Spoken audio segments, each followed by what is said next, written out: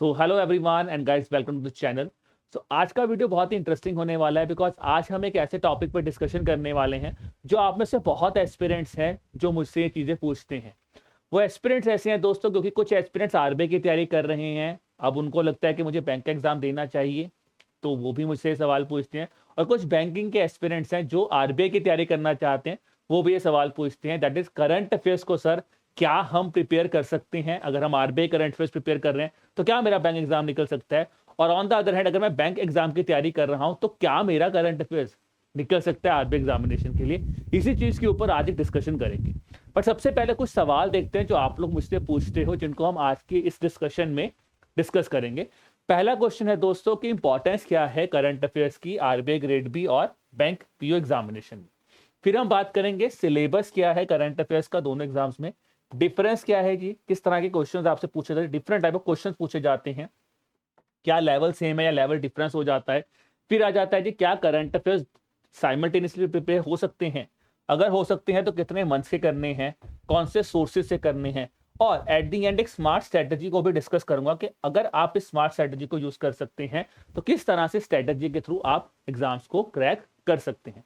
But video को शुरू करने से पहले दोस्तों एक इंपॉर्टेंट इन्फॉर्मेशन आप सभी स्टूडेंट्स के लिए, that is regarding our RBI grade B gold course.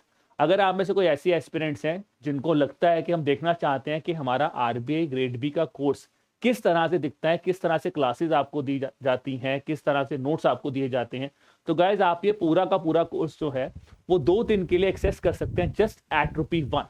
जी हाँ, इसके लिए लिंक आपको डिस्क्रिप्शन में दिया हुआ है, वहां पे जाके आप इस कोर्स को एनरोल कर सकते हैं। तो पूरा का पूरा कोर्स दोस्तों आपको 2 दिन के लिए मिलेगा। आप वीडियोस देख ले सकते हैं, आप नोट्स देख सकते हैं। सिर्फ इंपॉर्टेंट पॉइंट है कि आप यहाँ पे चीजों को डाउनलोड नहीं कर सकते हैं, बाकी पूरा का पूरा कोर्स आप एक्सेस कर सकते हैं। ठीक है दोस्तों, तो डिस्क्रिप्शन में लिंक दिया हुआ है, वहां पे जाके आप इस कोर्स को देख सकते हैं। चलिए अब बात करते हैं आज की इस वीडियो पे। तो पहला सवाल जो आपका है कि सर क्या है इंपॉर्टेंस करंट अफेयर्स की अगर हम बात करते हैं आरबीआई ग्रेड बी और यहाँ पे बैंक एग्जामिनेशन की। यहाँ पे एक चीज बड़ी इंपॉर्टेंट है जो आपको ध्यान रखनी है, वो ये है कि दोनों ही एग्जामिनेशन में मोटा मोटा आपके 3 फेजेस होते हैं। आरबीआई में बात करोगे तो वहां पे फेज 1 होगा, फेज 2 होगा और फिर इंटरव्यू होगा। अगर हम बैंकिंग एग्जामिनेशन की बात करें, ठीक है, तो वहां पे आ जाता है आपका प्रीलिम्स, मेंस, इंटरव्यू। इंटरव्यू के साथ ही आपको जीडी ग्रुप डिस्कशन राउंड भी होते हैं कई कई जगह पे, बट प्राइमरीली 3 ही स्टेजेस हैं जो आपसे यहाँ पे जिस स्टेजेस में आपका एग्जाम कंडक्ट किया जाता है। तो अगर आप आरबीआई एग्जाम की बात करोगे तो जहां पे फेज 1 और फेज 2 अगर आप देखोगे तो यहाँ पे करंट अफेयर्स दोनों ही फेजेस में पूछे जाते हैं। अगर आप फेज 1 देखोगे तो नोटिफिकेशन में क्लियरली डिफाइंड है कि आपका एक जनरल अवेयरनेस का सेक्शन है जिसके टोटल 80 क्वेश्चंस आपसे पूछे जाते हैं। और इन 80 में से जो हमने ट्रेंड ऑब्जर्व किया है रिसेंट ईयर्स में, around 55 to 60 question current affairs से पूछे जाते हैं। अगर हम बात करें रीसेंट ट्रेंड्स में, थोड़ा सा यहाँ पे स्टैटिक जे की वेटेज बढ़ी है, नहीं तो कहीं ना कहीं अगर आप बात कर सकते हैं 2024, 23, 22 की बात करोगे तो वहां पे तो इसकी वेटेज बहुत ज्यादा थी, तो ऑलमोस्ट 70% तक था, या फिर बोल सकता हूँ 90% तक था। अब यहाँ पे कहीं ना कहीं वो 75 to 80 की रेंज में या 70 to 75 की रेंज में रह चुका है। अब बात करते हैं फेज 2 की। तो फेज 2 में भी आपके 3 पेपर होते हैं, economic and social issues, descriptive English और फाइनेंस एंड मैनेजमेंट का। तो यहां पे अगर आप देखोगे दोस्तों, इकोनॉमिक एंड सोशल इश्यूज एक ऐसा पेपर है जिसमें करंट अफेयर डोमिनेट कर रहा है। जी हां, अगर 30 क्वेश्चंस आपके ऑब्जेक्टिव में पूछे जाते हैं तो इन 30 क्वेश्चंस में से अगर मैं आपको बोलूं दोस्तों, कहीं ना कहीं 24 से 25 क्वेश्चन जो हैं वो करंट अफेयर से पूछे जाते हैं। तो इसका मतलब करंट अफेयर बहुत बड़ा रोल प्ले कर रहा है आपके phase 2 economic and social issues में। फाइनेंस एंड मैनेजमेंट की आप बात करोगे तो यहाँ पे भी आप 5 से 6 क्वेश्चन जो है वो देख रहे हो हर साल, जो कि करंट अफेयर्स बेस्ड पूछे जा रहे हैं। ठीक है, इसका मतलब यहाँ पे भी आपके करंट अफेयर्स जो है नॉट बिगर रोल बट कुछ ना कुछ रोल यहाँ पे प्ले कर रहे हैं। और अगर आप डिस्क्रिप्टिव इंग्लिश की बात करोगे दोस्तों, तो यहाँ पे जो भी चीजें आप करंट अफेयर्स में पढ़ रहे हो उसी चीज को यूटिलाइज करके आप एक बेटर डिस्क्रिप्टिव आंसर यहाँ पे लिख सकते हो, यानी कि आप चीजों को कोट कर सकते हो। तो डायरेक्ट यूजेज तो नहीं है बट इनडायरेक्टली यहाँ पे भी आपका करंट अफेयर्स काम आएगा। अब बात करते हैं बैंक पीओ की। तो यहाँ पे मैंने 3 एग्जाम्स जो हैं उनको कोट करूंगा, उनकी हम बात करेंगे, एसबीआई पीओ, आईबीपीएस पीओ और आरआरबी पीओ। तो बात करते हैं एसबीआई पीओ की। एसबीआई पीओ का एज ऑफ नाउ जब मैं ये वीडियो बना रहा हूं तो ये हमारा लेटेस्ट आपका एग्जाम पैटर्न है फॉर दी एसबीआई एग्जामिनेशन। तो यहाँ पे देखिए क्लियर कट लिखा हुआ है general awareness, general awareness, economy, banking knowledge, 60 question हैं, 60 ही मार्क्स के हैं, 45 मिनट्स आपको दिए जा रहे हैं। और अब मैंने जैसे बताया था, ये सब कुछ आपका मेंस में काम आएगा। तो प्रीलिम्स में यहाँ पे करंट अफेयर्स की जीरो वेटेज है, बिकॉज यहाँ पे क्वांट, रीजनिंग, इंग्लिश ही डिसाइड करेगा कि आप मेंस में आ रहे हो। जब आप मेंस में आओगे तब आपको जाके यहाँ पे करंट अफेयर्स पूछे जाते हैं। तो ऑब्वियसली यहाँ पे जनरल अवेयरनेस वाले सेक्शन में current affair important role play करता है। आप कहीं ना कहीं हर बैंक एग्जाम में 80% क्वेश्चन जो है वो करंट अफेयर से पूछे जाते हैं। ठीक है, यहाँ पे भी जो डिस्क्रिप्टिव पेपर है वहां पे अगर आप देखोगे दोस्तों, यहाँ पे जैसे लिखा रिपोर्ट राइटिंग या प्रेसी राइटिंग है या फिर सिचुएशन एनालिसिस है, ईमेल्स है, तो यहाँ पे ऐसा नहीं कि करंट अफेयर्स ही बहुत बड़ा रोल प्ले करता है जैसे कि डिस्क्रिप्टिव इंग्लिश में रोल प्ले करता है, बिकॉज वहां पे आपको एसेज लिखने होते हैं, तो ऐसे में काम आता है करंट अफेयर्स। ठीक है, तो यहाँ पे कोई ऐसा नहीं कि डिस्क्रिप्टिव में भी करंट अफेयर्स बहुत बड़ा रोल प्ले करेगा, ऐसा नहीं है। ठीक है जी, अब आता है आईबीपीएस पीओ। आईबीपीएस पीओ में भी आप देखोगे दोस्तों, तो यहाँ पे एक आपका टॉपिक मेंशन है, general economy, banking awareness, digital financial awareness including RBI circulars. ठीक है जी, 50 क्वेश्चंस, 60 मार्क्स। अब यहाँ पे क्लियर कट डिफाइंड है आरबीआई सर्कुलर्स, जिसके बारे में आगे डिस्कस करूंगा मैं आज की इस वीडियो में। आरबीआई सर्कुलर्स यहाँ पे मेंशन है, तो यहाँ पे भी क्वेश्चन आपसे करंट अफेयर से 80% क्वेश्चन आपको देखने को मिलते हैं। आरआरबी की बात करोगे तो यहाँ पे भी जनरल अवेयरनेस लिखा हुआ है जी, 40 क्वेश्चन, 40 मार्क्स, तो आपके एग्जाम में पूछा जाता है। ठीक है, तो इसका मतलब अगर आप कंपेयर करोगे आरबीआई और बैंक एग्जाम्स की, तो बैंक एग्जाम्स में जो मेंस एग्जामिनेशन है, जो प्रीलिम्स के बाद आपकी सेकंड स्टेज है, वहां पे current affairs role important play करता है। जबकि आरबीआई में तीनों ही स्टेजेस में, फेज 1 में भी, फेज 2 में भी और इंटरव्यू में भी आपका करंट अफेयर्स काफी इंपॉर्टेंट रोल प्ले करेगा। अब बात करते हैं हमारे सेकंड क्वेश्चन के ऊपर कि सर सिलेबस क्या है एक्चुअल में। अगर आप आरबीआई की बात करो तो आरबीआई की नोटिफिकेशन में खास तौर पे इकोनॉमिक एंड सोशल इश्यूज और फाइनेंस एंड मैनेजमेंट का एक प्रॉपर सिलेबस आपको दिया हुआ है। जबकि अगर आप बात करते हो बैंकिंग एग्जामिनेशन की, तो वहां पे कोई ऐसा डिफाइंड सिलेबस नहीं दिया हुआ है, बट जो भी चीजें हम डिस्कस करेंगे वो डिस्कस करेंगे जी based on the previous year papers. तो हमने पिछले 5 से 6 साल का पेपर को एनालाइज किया है और उसी बेस पे हम इस चीज को डिकोड करने वाले हैं। तो देखिए, अगर हम बात करते हैं आरबीआई एग्जामिनेशन की, तो आरबीआई की डायमेंशन अगर आप देखोगे तो ब्रॉडरली पहली डायमेंशन आती है जी बैंकिंग अवेयरनेस और फाइनेंशियल करंट अफेयर्स, जिसमें अगर किसी बैंक ने कोई इनिशिएटिव लॉन्च किया है या फिर सेबी ने कोई इंपॉर्टेंट आप कह सकते हैं इनिशिएटिव लिया है मार्केट को लेकर, तो वहां पे सवाल पूछे जाते हैं। आपको आरबीआई की नोटिफिकेशंस पे सवाल पूछे जाते हैं। Then syllabus of economic and social issues given है, तो उसके बेस पे, उसके सिलेबस बेस्ड करंट अफेयर्स आपसे पूछे जाते हैं। आपसे स्कीम्स पे क्वेश्चन पूछे जाते हैं, रिपोर्ट्स हो गया, जो नॉर्मल जनरल अफेयर्स होगा जिसमें आप award, sports, science and tech की बात होती है, उस पर सवाल आते हैं। और फिर आ जाता है स्ट्रेटेजी। अब जब आप जनरल अवेयरनेस और स्ट्रेटेजी की बात करते हो, ये वाला एक कंपोनेंट है जो सिर्फ आपका फेज 1 में ही पूछा जाता है। बाकी जितने भी ये कंपोनेंट्स हैं ये आपके फेज 1 में भी काम आते हैं, फेज 2 में भी काम आते हैं। अगर इसको फर्दर डिकोड करूं तो जैसे मैंने आपको बोला, banking and finance current affairs में नॉर्मल बैंकिंग करंट अफेयर्स तो हैं, बट यहाँ पे क्योंकि सिलेबस क्लियरली डिफाइंड है, तो यहाँ पे हम जब भी फाइनेंस करंट अफेयर्स की बात करते हैं हम हमेशा इसको सिलेबस रिलेटेड बोलते हैं, क्योंकि यहाँ पे क्लियर कट डिफाइंड है जी। देखिए, अगर मैं आपको बोलता हूँ प्राइमरी एंड सेकेंडरी मार्केट, तो यहीं पे सेबी जो भी चीजें कर रहा है, बिकॉज वो सेकेंडरी मार्केट का या रेगुलेटर है, तो प्राइमरी एंड सेकेंडरी मार्केट तो आप यहीं से देख लोगे। ठीक है, उसके बाद आपकी रिसेंट डेवलपमेंट्स हो रही हैं तो वो भी यहाँ से पूछी जाती हैं।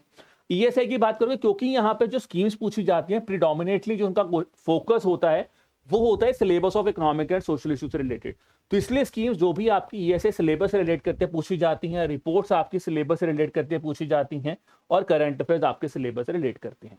देन आ जाता है जी ये वाला जनरल अफेयर्स का पार्ट, जो कि इंपॉर्टेंट है बिकॉज ये एक ऐसी चीज है जो आप बहुत कॉमनली दिखोगे, बैंक के एस्पिरेंट्स भी बहुत कॉमनली से रिलेट कर जाते हैं और आपके आरबीआई एस्पिरेंट्स भी रिलेट करते हैं। ये चीज हमारे फेज 1 में आती है अगर हम बात करते हैं आरबीआई एग्जामिनेशन की। तो टॉपिक जैसे गवर्नमेंट के कुछ इनिशिएटिव्स हो गए, प्रोग्राम्स हो गए, साइंस एंड टेक्नोलॉजी, डिफेंस की न्यूज है, स्पोर्ट्स के इवेंट्स हो गए दोस्तों, कोई अवार्ड मिल रहा है किसी को, ठीक है, कोई इंपॉर्टेंट अपॉइंटमेंट हुई है, ठीक है जी, कोई पर्सन इस न्यूज में है, उनके बेस पे आपसे सवाल पूछे जाते हैं phase 1 of the RBI examination.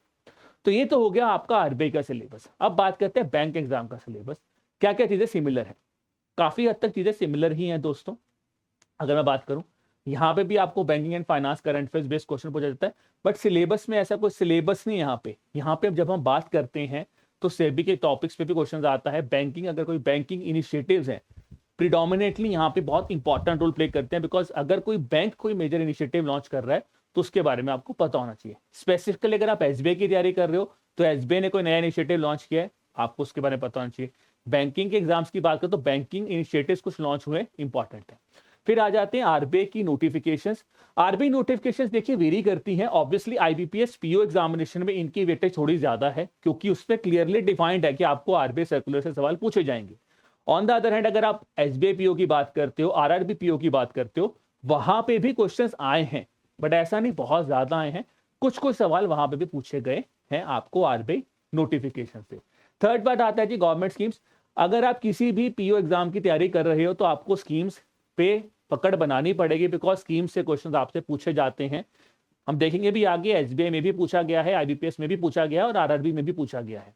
फिर आ जाती है रिपोर्ट्स। रिपोर्ट्स में ये नहीं उनका बहुत बड़ा डोमिनेटिंग रोल प्ले करती हैं, बट कहीं ना कहीं क्योंकि आप एग्जाम्स की तैयारी कर रहे हैं तो आपको इंपॉर्टेंट रिपोर्ट्स पता होनी चाहिए, because they can ask you the thing in the examination. फिर आ जाता है जनरल अफेयर्स। ये एक सबसे इंपॉर्टेंट रोल प्ले करता है अगर आप बैंक एग्जाम्स की तैयारी कर रहे हैं। मेजर चंक ऑफ क्वेश्चंस आपको यहां से देखने को मिलते हैं, ठीक है, plus banking and finance current affairs. इससे मेजर चंक ऑफ क्वेश्चंस आपके एग्जाम में पूछे जाते हैं। एंड देन कम स्टैटिक जीए। जब हम स्टैटिक जीए की बात करते हैं बैंकिंग एग्जाम्स में एक चीज याद रखना, इसके साथ एक और वर्ड आता है जिसको बोलते हैं बैंकिंग अवेयरनेस।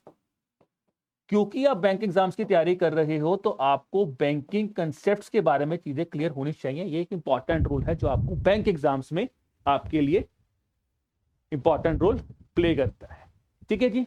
तो अगर हम बात करते हैं यहाँ पे, तो जैसे मैंने बोला आरबीआई नोटिफिकेशन हैं, करंट अफेयर्स हैं, सेबी पीएफआरडे की वो आपसे पूछे जाते हैं, प्लस आ जाता है आपका 30 जनरल अफेयर्स जो यहाँ पे डोमिनेंट रोल प्ले करते हैं अगर आप बात करोगे आपके एग्जामिनेशन, ठीक है जी। अब चलिए दोस्तों बढ़ते हैं हमारे अगले सवाल के ऊपर, किस तरह के सवाल पूछे जाते हैं, बिकॉज हमने टॉपिक्स तो देख लिए, अब सवाल किस तरह के आ रहे हैं। सबसे पहले मैं आरबीआई एग्जाम की बात करता हूं दोस्तों। तो अगर आप आरबीआई एग्जाम को देखोगे तो ऑब्वियसली आप देख सकते हो ये नोटिफिकेशन से सवाल आया था, ठीक है, कि इंडिया की digital currency issue by RBI, उसका नाम क्या है। Then ESI current affairs, OPEC की ऊपर क्वेश्चन आया था कि कौन सी कंट्री ओपेक की मेंबर है। फिर यूपीए के ऊपर क्वेश्चन आया था, general finance current affairs. General awareness पे क्वेश्चन आया है कि प्राइम मिनिस्टर को एक अवार्ड मिला है, वो अवार्ड किस जगह पे उनको मिला था, तो ये आपसे सवाल पूछा गया है। ये है आरबीआई फेज 1 के क्वेश्चन। फेज 2 क्वेश्चन हम इसलिए डिस्कस नहीं कर रहे बिकॉज फेज 2 का जो पैटर्न है दोस्तों वो कंप्लीटली डिफरेंट हो जाता है अगर आप बात करोगे with respect to our banking examination. Because phase 2 में सबसे बड़ी बात है कि वहां पे पैराग्राफ बेस्ड क्वेश्चंस आते हैं, एक पैराग्राफ पे आपको 4-4, 5-5 क्वेश्चन देखने को मिलते हैं। देन स्कीम्स के case study based question add हो जाते हैं, बाकी चीजों के केस स्टडी बेस्ड क्वेश्चन आते हैं जो कि कंप्लीटली बैंक एग्जाम्स के लिए रेलिवेंट नहीं है। तो अगर आप एक ऐसे एस्पिरेंट हैं जो बैंकिंग एग्जामिनेशन से आरबीआई की तरफ शिफ्ट कर रहे हैं, तो गाइज आपको कहीं ना कहीं फेज 1 में हेल्प हो सकती है, बट फेज 2 के लिए आपको चीजों को जो उसका एग्जीक्यूशन है वो प्रैक्टिस करना पड़ेगा, बिकॉज वो बिल्कुल ही नई चीज है जो आप बैंकिंग एग्जाम्स में नहीं देखते हो। ये एक इंपॉर्टेंट डिफरेंस है जो आपको पता होना चाहिए जब हम बात करते हैं किस तरह के सवाल आपसे पूछे जाते हैं इन दिस एग्जामिनेशन, ठीक है। तो यहाँ पे जो डिस्कशन है वो फेज 1 के ऊपर ही करेंगे, बिकॉज फेज 2 टाइप के क्वेश्चंस आपके बैंक एग्जाम्स में नहीं आते हैं और वो रेलिवेंट भी नहीं है, तो वो पॉइंट ऑफ डिस्कशन जो है वो नहीं बनेगा, ठीक है जी। अब बात करते हैं हमारे बैंक एग्जाम्स। तो ये मैंने आपके एसबीआई पीओ के क्वेश्चन निकाले हैं। क्वेश्चन क्या है जी, पहला आपको बैंकिंग के एक एग्रीमेंट क्वेश्चन पूछे, बैंक किसी बैंक ने एग्रीमेंट साइन किया तो उसके ऊपर सवाल आया है। आरबीआई की गाइडलाइन आई थी, उसके ऊपर क्वेश्चन है कि as per the RBI guideline state that banks can accept silver coin as a collateral for loans with a limit of, ठीक है जी। देन आपकी स्कीम्स पे क्वेश्चन आया है और फिर आपका जनरल अवेयरनेस पे क्वेश्चन आया है कि नेशनल टर्मरिक बोर्ड बना था उसका हेडक्वार्टर कहाँ पे। बात करते हैं आईबीपीएस के क्वेश्चंस की। तो आईबीपीएस में भी आप देखोगे नोटिफिकेशन से क्वेश्चंस आपसे पूछे गए हैं, ठीक है जी। स्कीम्स के क्वेश्चंस आपसे पूछे गए हैं, नॉर्मल जनरल पे स्पोर्ट्स बेस्ड क्वेश्चन आपसे पूछा गया और फिर एक ऑर्गेनाइजेशन के ऊपर आपसे क्वेश्चन पूछा गया। अब यहाँ पे आके एक ट्विस्ट आता है दोस्तों। ट्विस्ट क्या आता है मैं थोड़ा समझाता हूँ आपको। देखिए जब आप करंट अफेयर्स के क्वेश्चंस देख रहे हैं ना, अब देखिए यहाँ पे ईएसआई सिलेबस डिफाइंड नहीं है, ठीक है, ईएसआई सिलेबस डिफाइंड नहीं है।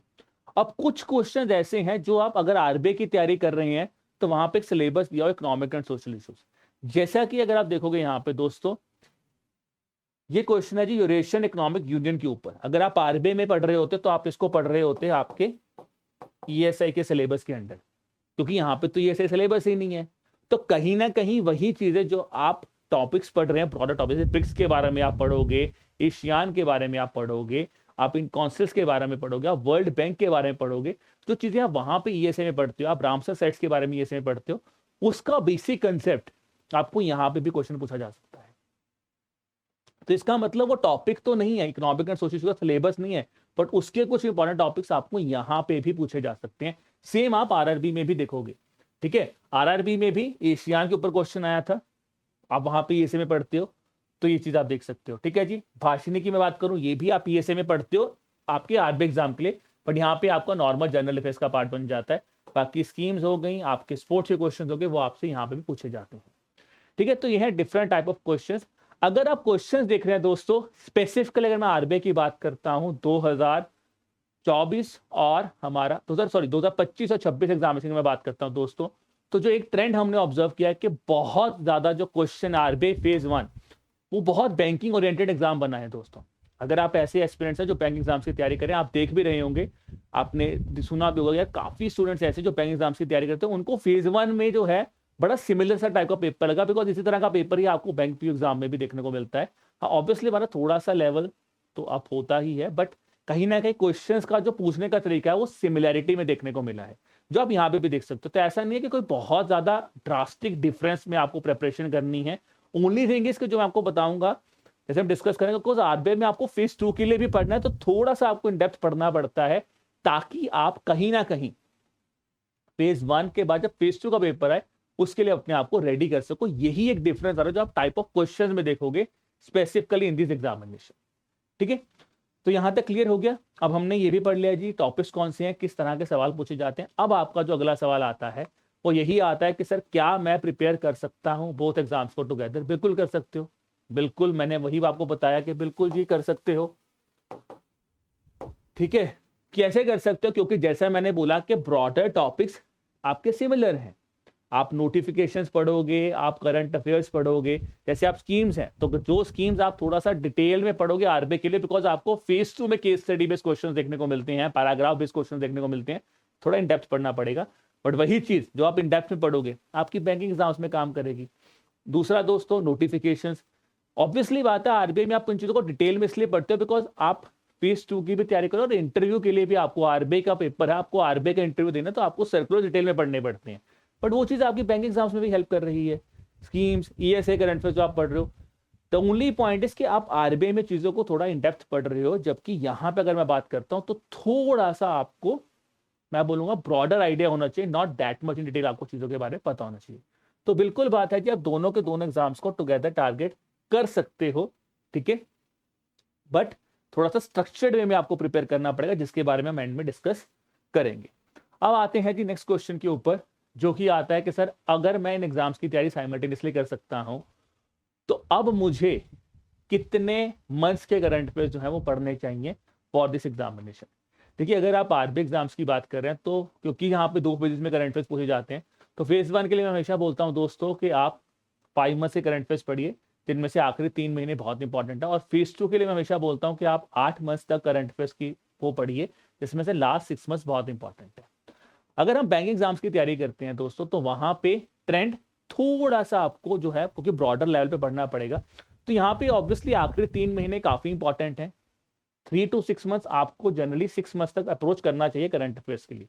बट क्योंकि यहाँ पे जो हम पिछले 2-3 एग्जाम से, पिछले 2-3 साल से हमने ऑब्जर्व किया है कि थोड़ा सा उन्होंने अपनी इस रेंज को बढ़ा दिया है, ठीक है, कि ऐसा नहीं कि 6 महीने से अभी भी काफी क्वेश्चन आ रहे हैं, बट थोड़ा सा रेंज को बढ़ा दिया है।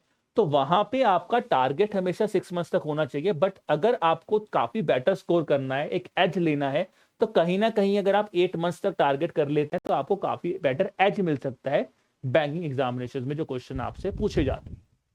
अब आता है नेक्स्ट सवाल हमारा कि सर मैं कौन से सोर्सेज से पढ़ूं, बिकॉज टाइमलाइन हमने डिस्कस कर ली है, कौन से सोर्सेज को फॉलो करूं। ठीक है, हम सोर्सेज की बात करते हैं, सबसे इंपॉर्टेंट पॉइंट आता है कि सर क्या मैं न्यूज़पेपर्स को पढ़ूं? ये क्वेश्चन मुझे काफी बच्चे पूछते हैं, सर क्या मुझे न्यूज़पेपर पढ़ना चाहिए या नहीं पढ़ना चाहिए? न्यूज़पेपर एक ऐसी हैबिट है, न्यूज़पेपर को रीड करना, जो कि आपकी खुद की पर्सनैलिटी को डेवलप करता है। एग्जाम पॉइंट ऑफ व्यू से न्यूज़पेपर को रीड करना एक डिफरेंट एस्पेक्ट है, बट अगर आप न्यूज़पेपर को वैसे ही रीड करते हो तो आपकी खुद की पर्सनैलिटी काफी डेवलप होगी। क्योंकि आपको यहाँ पे, अगर मैं बात करता हूँ प्रोबेशनरी ऑफिसर एग्जामिनेशन में, यानी कि पीओ एग्जाम्स की, तो यार आपको ग्रुप डिस्कशन में बैठना है, आपको इंटरव्यू जब आप दोगे, तो अगर आपको नॉलेज अपनी इंक्रीज करनी है तो ऑब्वियसली बात है आपको कुछ व्यू पॉइंट्स पढ़ने पड़ेंगे, जहाँ पे आपके बैंक जो न्यूज़पेपर के एडिटोरियल्स हैं काफी इंपॉर्टेंट रोल प्ले करते हैं। सेम आपको आरबीआई में, क्योंकि डिस्क्रिप्टिव आपको आंसर लिखने हैं फेज 2 में जाके, तो वहां पे भी आपको थोड़ा सा अपना हॉराइजन जो है वो ब्रॉड करना पड़ेगा। तो डेफिनेटली वहां पे आपको न्यूज़पेपर रीडिंग जो है वो हेल्प करेगी। बट अगर हम बात करते हैं पेपर ओरिएंटेड चीजों पे, क्योंकि देखिए करंट अफेयर्स बहुत ज्यादा वास्ट है, तो कोई एक न्यूज़पेपर जो है उस चीज को कंप्लीट नहीं कर सकता। तो और ऐसा भी नहीं है कि मैं आपको बोलूं आप चार चार न्यूज़पेपर पढ़े, बिकॉज आपको बाकी टॉपिक्स को भी पढ़ना है। तो that is not a good strategy. तो आपको न्यूज़पेपर रीडिंग हमेशा इस ऑब्जेक्टिव से करना है कि मुझे अपने आप को थोड़ा सा अपनी पर्सनैलिटी डेवलप करने है, कुछ थॉट्स नए जो लोगों ने बोल रहे हैं उन थॉट्स को थोड़ा एब्जॉर्ब करना है और उस चीज़ को कहीं ना कहीं रिप्रोड्यूस करना है। बैंक एग्जाम्स की बात कर रहे हो तो आपकी इंटरव्यूज में हेल्प करेंगे, आप आरबीआई की बात कर रहे हो तो आपके डिस्क्रिप्टिव में हेल्प करेगा। बट अगर हम बात करते हैं एमसीक्यूज बेस्ड क्वेश्चन जो हमसे पूछे जाते हैं, वहां पे देखिए प्रीडोमिनेटली, क्योंकि गवर्नमेंट का सबसे बड़ा सोर्स है जी प्रेस इंफॉर्मेशन ब्यूरो, तो इस सोर्स को आप फॉलो कर सकते हैं। इसके साथ न्यूज़पेपर्स में बात करूं तो द हिंदू है, लाइव मिंट है, इंडियन एक्सप्रेस भी है जी, यहाँ पे कुछ बच्चे बिजनेस एंड भी पढ़ते हैं, तो काफी न्यूज़पेपर्स हैं। बट मैं हमेशा बोलता हूँ इनमें से आपको सिर्फ एक न्यूज़पेपर को, एक सोर्स को पिक करना है और उसके साथ आपको पिक करनी है जी कंपाइलेशंस। कंपाइलेशंस अब यहाँ पे आता है मेन पॉइंट, कौन सी कंपाइलेशन पढ़ूं सर मैं? क्या मैं आरबीआई ग्रेड बी कंपाइलेशन पढ़ूं या फिर मैं बैंकिंग कंपाइलेशन पढ़ूं? देखिए इनिशियली आप उन कंपाइलेशंस को पढ़िए या उस कंपाइलेशन को पिक कीजिए जो आपका प्राइम एग्जाम का टारगेट है। अगर आपका टारगेट है कि मुझे बैंक एग्जाम्स को पहले अप्रोच करना है, यानी कि मेरा पहला गोल है कि मैं बैंक एग्जाम्स को क्रैक करूं, तो आप कंपाइलेशन भी वही पिक कीजिए जो आपके बैंकिंग एग्जाम्स में हेल्प करेंगे, बैंकिंग कंपाइलेशन पिक कर लीजिए। और अगर आपका प्राइमरी गोल आरबीआई एग्जामिनेशन है तो वहां पे आपको कंपाइलेशन वो पिक करनी है जो आपकी आरबीआई एग्जाम से लिंक करेगी। ठीक है, आरबीआई एग्जाम से, क्योंकि वहां पे आपको चीजों को थोड़ा डिटेल्ड में पढ़ना है, तो उस तरह की कंपाइलेशन भी आपको पिक करनी पड़ेगी। ओके जी। अब उसके साथ साथ एडुटैप आपकी किस तरह हेल्प कर सकता है दोस्तों, अगर आप दोनों एग्जाम्स की तैयारी कर रहे हैं। देखिए हमारी वैसे करंट अफेयर्स की काफी 3 प्रोमिनेंट सीरीज चलती हैं, गवर्नमेंट स्कीम्स चलती हैं, रिपोर्ट्स आपकी फाइनेंस करंट अफेयर्स की सेशन चलते हैं, और सिटी 360 यानी कि जीए और ईएसए के बेस करंट अफेयर्स के सेशन चलते हैं। सबसे इंपॉर्टेंट सीरीज जिसको आप वॉच कर सकते हैं, जो कि काफी ज्यादा हेल्प कर सकती है आपके दोनों एग्जाम्स में, वो है आपकी सिटी 360 सेशन जो अर्शदीप मैम लेते हैं। वो एक ऐसी सीरीज है जहां पे आप जो नॉर्मल जनरल अफेयर्स हैं उसको भी प्रिपेयर करोगे, और जो ईएसए के टॉपिक मैं बात कर रहे हैं ना, क्योंकि ईएसए का सिलेबस रिलेट करता है आरबीआई के साथ, बट वही टॉपिक्स का जो ब्रॉडर जो इंपॉर्टेंट ब्रॉडर इंपैक्ट है वो बैंकिंग एग्जाम्स की भी हेल्प कर देता है। तो वहां पे ये जो चीज है जनरल अवेयरनेस वाला कंसेप्ट है, इकोनॉमिक एंड सोशल इश्यूज, तो ये आपके दोनों एग्जाम्स में हेल्प करता है। तो इस सीरीज की आपके सबसे ज्यादा आपको प्राइम वेटेज देनी है। दूसरा आ जाता है जी आपका फाइनेंस 360 का सेशन। अब यहाँ पे Kritika ma'am RBI notification circulars को बहुत डिटेल में डिस्कस करते हैं, तो क्या इतना डेप्थ तक जाना है? नहीं, बट क्योंकि अगर आप आईबीपीएस पीओ की तैयारी कर रहे हैं, आप जितना सर्कुलर को थोड़ा ब्रॉडर एंगल पे समझ लोगे वो आपको हेल्प करेगा। तो वहां पे आपको अंडरस्टैंडिंग के लिए, not with the respect of आपको कंटेंट याद करना, आपको अंडरस्टैंडिंग अगर लेनी है तो आप इन सेशंस को देख सकते हैं। ठीक है जी। अब आते हैं नेक्स्ट सवाल के ऊपर कि सर अब मेरी स्मार्ट स्ट्रेटेजी क्या होनी चाहिए। देखिए अब जो स्मार्ट स्ट्रेटेजी वो बेसिकली कंक्लूजन ही है जो चीजें हमने अभी डिस्कस की हैं। सबसे पहला बात है कि स्मार्ट स्ट्रेटेजी क्या है। सबसे पहले आपको अपना एग्जाम जो है वो चूज करना है कि भाई मेरा प्राइमरी एग्जाम क्या है। ठीक है, जब एग्जाम चूज की मैं बात करता हूं हमेशा होता है कि मेरा एक प्राइमरी गोल होगा। अब प्राइमरी गोल क्या होगा जी?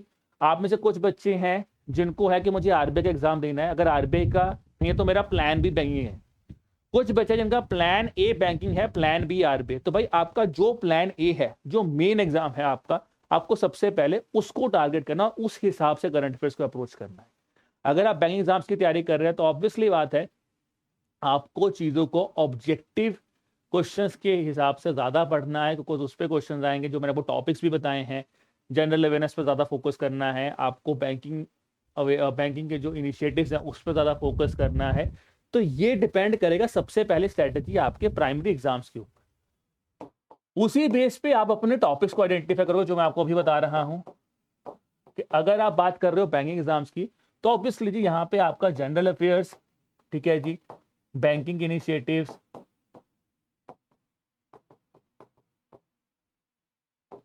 लेटेस्ट स्कीम्स हो गई, ठीक है, यहाँ पे आपका प्राइम फोकस होना चाहिए। और अगर आप तैयारी कर रहे हो IBPS की, तो वहां पे आपको RBI सर्कुलर्स, ठीक है जी, यहाँ पे मैं बात करूँ ब्रॉडर व्यू बताना चाहिए, ब्रॉडर व्यू, डिटेल में नहीं जाना। अगर आप बैंकिंग एग्जाम्स की बात करो तो ये टॉपिक्स पे आपको ज्यादा फोकस करना है, बिकॉज ये कॉमन है दोनों एग्जाम्स के लिए, ठीक है।